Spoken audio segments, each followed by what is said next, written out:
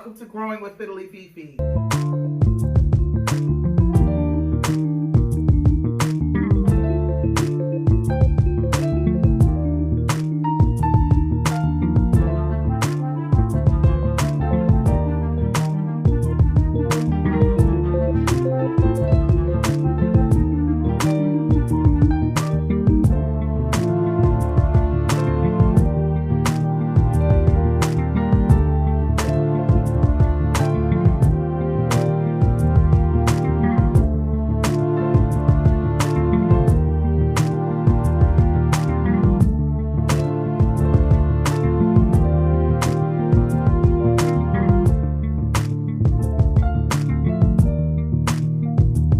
So this young lady is my Raphidophora tetrasperma. She is so beautiful. And let me tell you, this is not an easy plant to find, honey. So we need to go over these care tips immediately because you don't want to kill her. You can't just run out and get another one. Let's talk about Raphidophora tetrasperma plant care right here on Growing with Fiddly Fifi. So this plant is native to Malaysia and southern Thailand. Usually it's in a rainforesty type of area, so you don't want this to be in direct sunlight, honey. And you also need a lot of humidity and moisture because when you have all those trees smashed together, that's what it's like in a rainforest. You can see all of the transpiration of these leaves.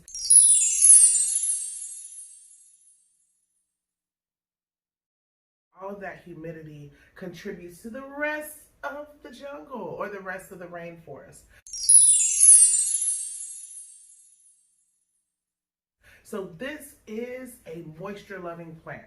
Now, when you hear people say that on YouTube videos or when you read that on your Googling of plants, when they're talking about moisture, many times they are talking about moisture in the air, which we know as humidity, okay? So don't take that to mean, I just want to make sure, because I don't want you to think that when they say they love a lot of moisture, that you need to put a lot of water in the soil, and we're going to go over that. But moisture in the air is humidity. So what happens with plants, you know, they drink all of the water that we put in the soil that they live in, and all of that water shoots up the plant through the roots, and then they transpire. They either kind of sweat it out, I guess you can call it sweating, or they utilize it for whatever nutrients they need in the plant.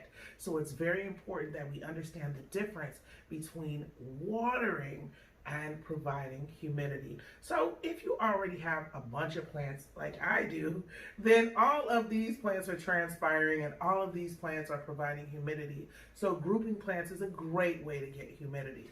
So let's talk specifically about what she likes, because you know, if you don't satisfy her, she's just gonna, you know, act up, and we don't want that. So very important to know, this plant needs bright indirect sunlight.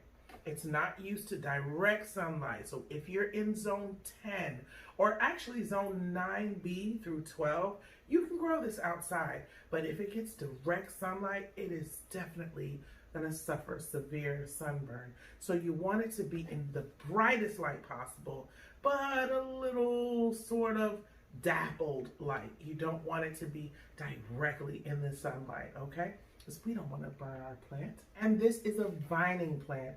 It's this beautiful evergreen vining plant. So vining plants are plants that will hang down. You see this one behind me where they're just trail and trail and trail. Well, this one has aerial roots like most vining plants, and it will climb. So most people or most designers will use this on a moss pole, or you can train it on a piece of wood, or you can train it up against, if it was growing outside in a zone 9B through 12, you can train it up against a tree and it'll just grow up very tall. They will grow as tall as 12 feet. Most times though, you'll see them in design at about 6 feet, and they're mostly going to be on a moss pole or some type of pole that they can climb on. Now, wood makes a good moss pole because, you know, they can catch it and grasp onto it. So these little aerial roots, these little aerial roots will grab onto whatever you have there, whether it's this little structure of bamboo that I have here, or whether it's a tree or a moss pole, and they will just pull themselves up. Now, unlike some other plants, these are not damaging. Some other plants that have aerial roots will just grab onto a tree and just start sucking the life out of it. These don't. They just use their aerial roots to climb. So this has many nicknames. One of the nicknames is Philodendron piccolo and Philodendron Jenny or Jenny philodendron. It's also called a Mini Monstera deliciosa. So we're also going to talk a little bit about the differences between the Monstera deliciosa and the Raphidophora tetrasperma. But yes, this guy has so many nicknames. So one of the most beautiful things I like about this plant are the leaves.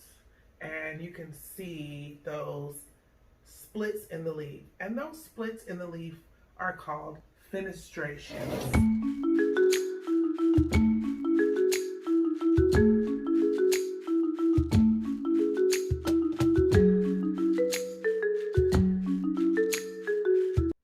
This pattern creates these 6-inch lobes on the leaves, which are so attractive. Different things about different leaf structure, different plants, whether it's flower or whatever, this is what attracts us. And this is why we love these plants, and this is why we collect plants. So this is no different. This has this beautiful, beautiful fenestrations, and they come in right away. So like when I have my Monstera deliciosa, the first leaves will come in and they will be solid leaves. This I have noticed for my Raphidophora, the leaves are fenestrated right at the beginning. So, you know, that's one of the differences. And we'll go over some more of the differences in Raphidophora tetrasperma and Monstera deliciosa. Okay, but that's one of the things I notice. As soon as these leaves come out, they are fenestrated. I don't get the solid leaf and then as it grows. But the difference is the size, you know, because the Monstera gets so large. It takes a little bit more time. So we already talked about bright indirect light. We want to water this about once a week. You may, in the growing season, which is usually spring, summer months, during the growing season, you may want to water it a little more often because you want to keep this soil moist, not wet. We do not want wet feet.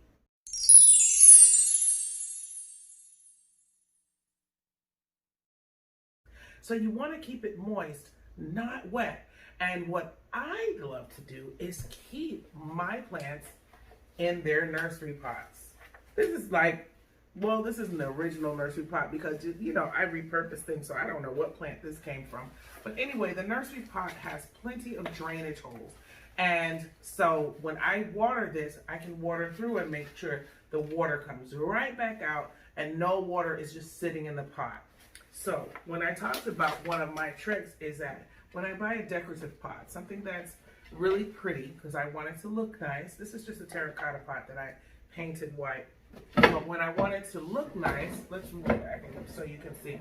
When I want it to look nice like that, I want to put it in this beautiful terracotta pot. However, two things. One, you can take this out and you can take it out to get a nice rain bath and make sure that has plenty of drainage.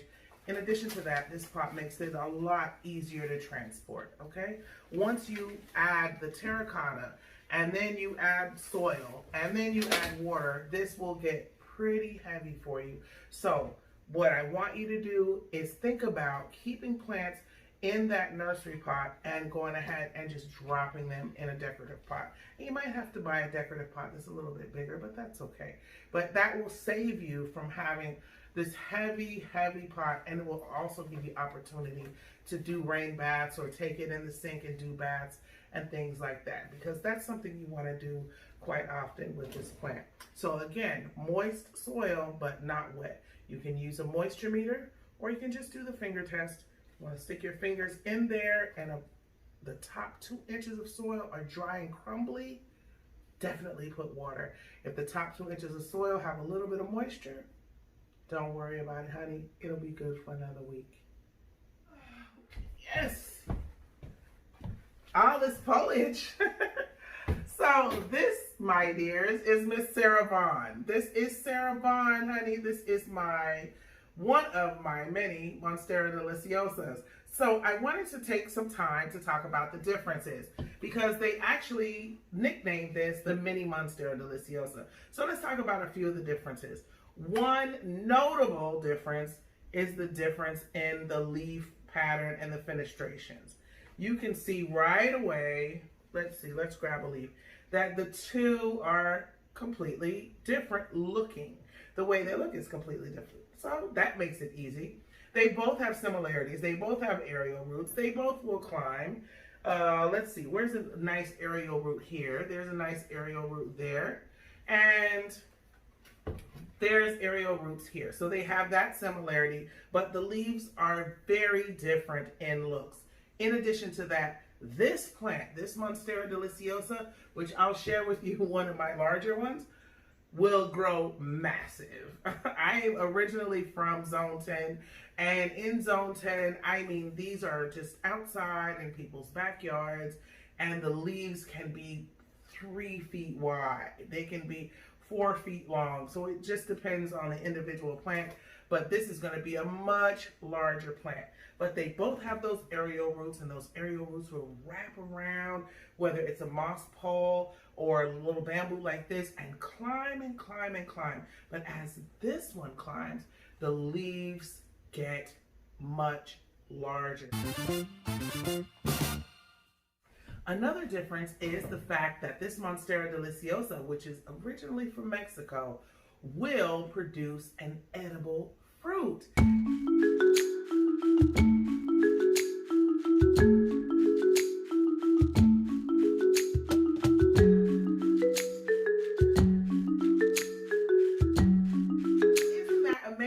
An edible fruit, and they tell me that it tastes like pineapple.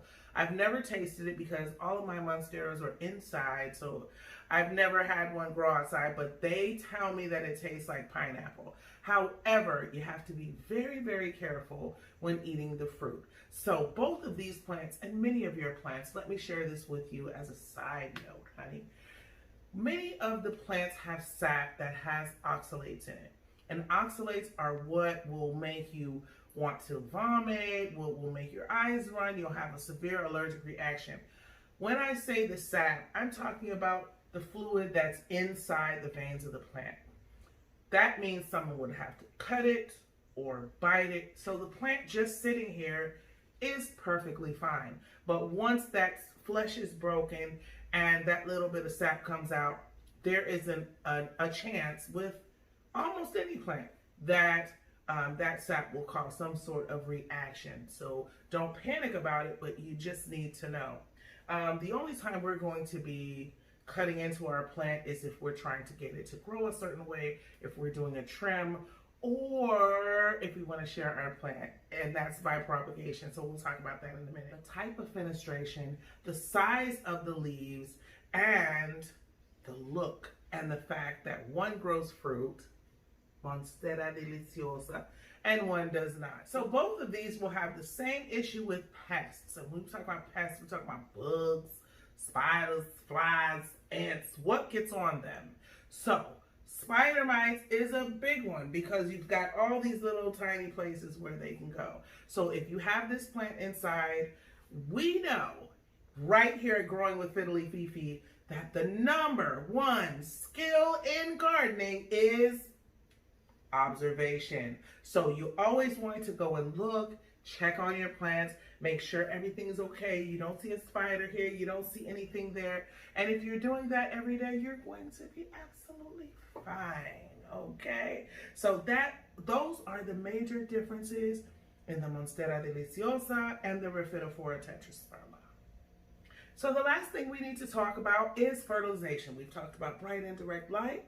And y'all know I like to review. So if you're saying, she already said that. But I like to review because the first thing you guys say is, oh, I forgot.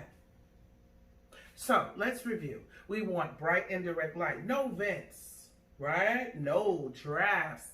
And we want no direct sunlight. And we want to keep the soil moist but not wet. No wet feet. So what's the last thing to talk about other than pests? fertilization. So during the growing season, which is usually the spring to summer, when it's really hot. Now, if you live in zone 10, we're not talking to you. You guys have summer all year long. It's wonderful though, isn't it wonderful? But anyway, if we're talking about going into the winter months, September, October, November, well, the plant is going to slow down in growth because it's not going to be the same sunlight. It's not going to be the same humidity. It's not going to be the same level of moisture. So during that time, you don't want to fertilize the plant too much because it can't use the fertilizer. It's not going to be growing. So you're going to end up giving your plant a burn, and we don't want that. So during the winter months, we want to stay away from fertilizing. Now, if you're growing in a greenhouse or if you have a greenhouse environment, then honey, you go ahead and do what you feel you need to do. For example, I'm in my sunroom. You guys have seen this sunroom before. This sunroom, if I made it into a tropical rainforest, my wood floors would peel up like some old nail polish, okay? So we can't do that indoors, but if you have a greenhouse, you could. So therefore, since we can't recreate the exact environment, sometimes we don't get the exact results. We don't get fruit to grow. Sometimes things don't flower, but that's okay. We can still keep these things alive, and it is such an amazing blessing that they choose to remain alive in our spaces. That's what's so beautiful about plants. Like, they'll just tough it out just for us. Yes, they will. So anyway, those are the major differences between these two plants, but they are kind of like, you know, kissing cousins. Like, hey, did you see Uncle Pat at the funeral? Like, yes. Was he wearing those socks? He was. They are close cousins. So let's move this guy out of the way.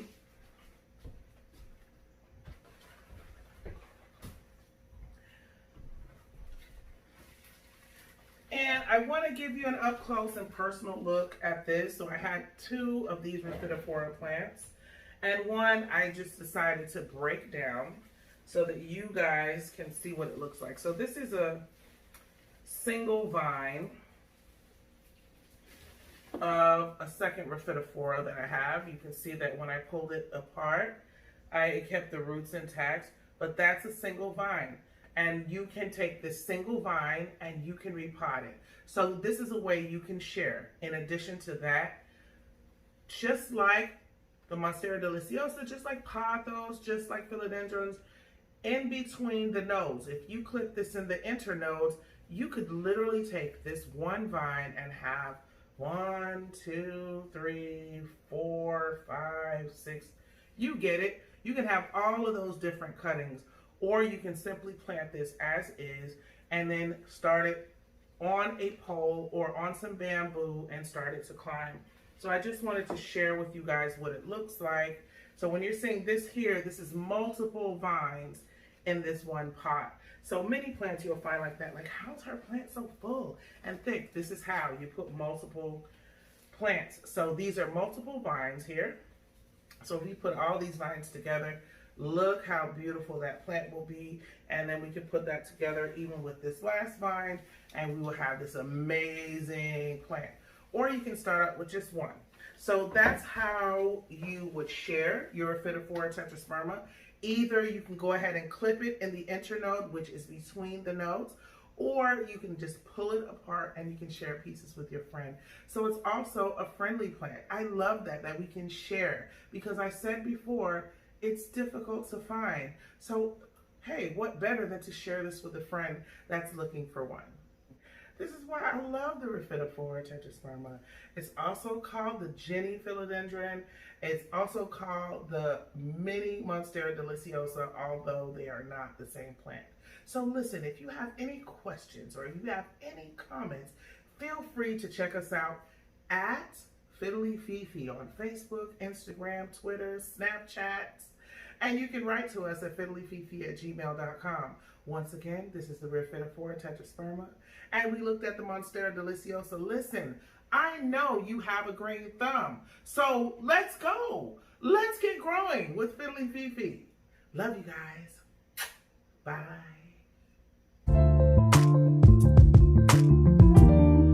Thank you for watching Growing with Fiddly Fifi. Feel free to contact us via Facebook, Twitter, Instagram, or Snapchat at Fiddly Fifi. If you're interested in this cool t-shirt, just text Fiddly Fifi T to 305-283-6870, or just shoot us a message, fiddlyfifi@gmail.com. Thank you so much for watching Beam TV.